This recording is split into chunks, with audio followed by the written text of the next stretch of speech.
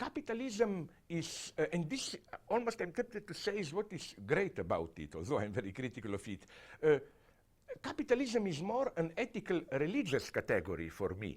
It's not true when people attack capitalists as egotists, they don't care for. No, an ideal capitalist is someone who is ready again to stake his life, to risk everything just so that production grows, profit grows, capital circulates. His personal or her happiness is totally subordinated to this. This is what I think Walter Benjamin, the great Frankfurt School companion thinker, had in mind when he said capitalism is a form of religion. You cannot account for a figure of a passionate capitalist obsessed with expanded circulation, with the rise of his company in terms of personal happiness. I am, of course, fundamentally anti-capitalist, but let's not have any illusions here, you know.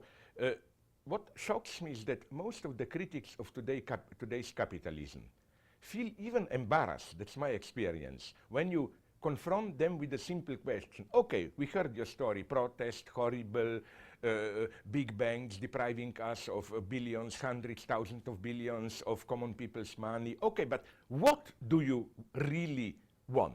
What should replace the system? And then you get one big confusion. You get either general moralistic answers like, you know, people shouldn't serve money, money should serve people. Well, frankly, Hitler would have agreed with it, especially because he would say, when people serve money, money is controlled by Jews and so on, no? So either this or some kind of a vague Keynesian social democracy or a simple moralistic critic and so on and so on. So, you know, it's easy to be just formally anti-capitalist, but what does it really mean? It's totally open. This is why, as I always repeat, with all my sympathy for Occupy Wall Street movement, its result was, I call it a Bartleby lesson. Bartleby, of course, Herman Melville's Bartleby, you know, who always answered his favorite, I would prefer not to. The message of Occupy Wall Street is, I would prefer not to play the existing game. There is something fundamentally wrong with the system, and the existing forms of institutionalized democracy are not strong enough to deal with problems. Beyond this, they don't have an answer, and neither do I. For me, Occupy Wall Street is just a signal. It's like clearing the table. Time to start thinking. The other thing, you know, it's a little bit boring to listen to this mantra of capitalism is in its last stage. When this mantra started, if you read early critics of capitalism, I'm not kidding, a couple of decades before French Revolution, in late 18th century. Now the miracle of capitalism is that it's rotting, in decay, but the more it's rotting, the more it thrives, you know. So let's confront the serious problem here. Also, let's not remember, and I'm saying this as some kind of a communist, that the 20th century alternatives to capitalism and market miserably failed. Like, okay, in Soviet Union, they did try to get rid of the predominance of money market economy. The price they paid was a return to violent, direct master and servant direct domination. Like, you know, you no longer were even formally free. You had to obey orders, a new authoritarian society. And this is a serious problem.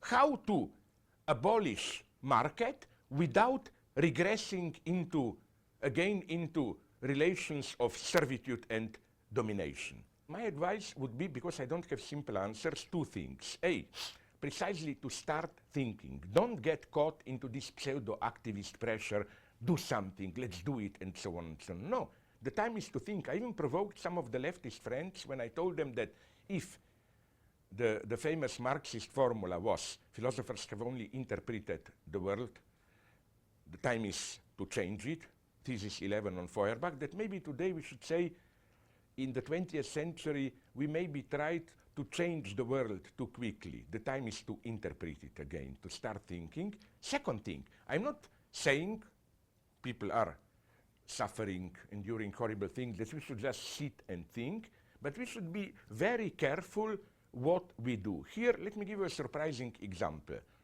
I think that, okay, it's so fashionable today to be disappointed at President Obama, of course, but sometimes I'm a little bit shocked by this disappointment, because what did the people expect? That he will introduce socialism in the United States or what? But for example, the ongoing universal healthcare debate is an important one. This is a great thing. Why?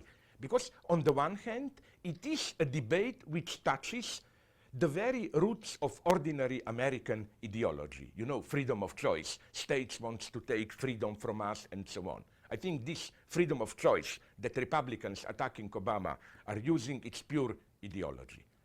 But at the same time, universal health care is not some crazy, radically leftist notion. It's something that exists all around and functions basically relatively well. Canada, most of Western European countries. So the beauty is to select a topic which touches the fundamentals of our ideology, but at the same time, we cannot be accused of promoting an impossible agenda, like abolish or private property or what. Now it's something that can be done, and is done relatively successfully, and so on. So that would be my idea, to carefully select issues like this, where we do stir up public debate, but we cannot be accused of being utopians in the bad sense of the term.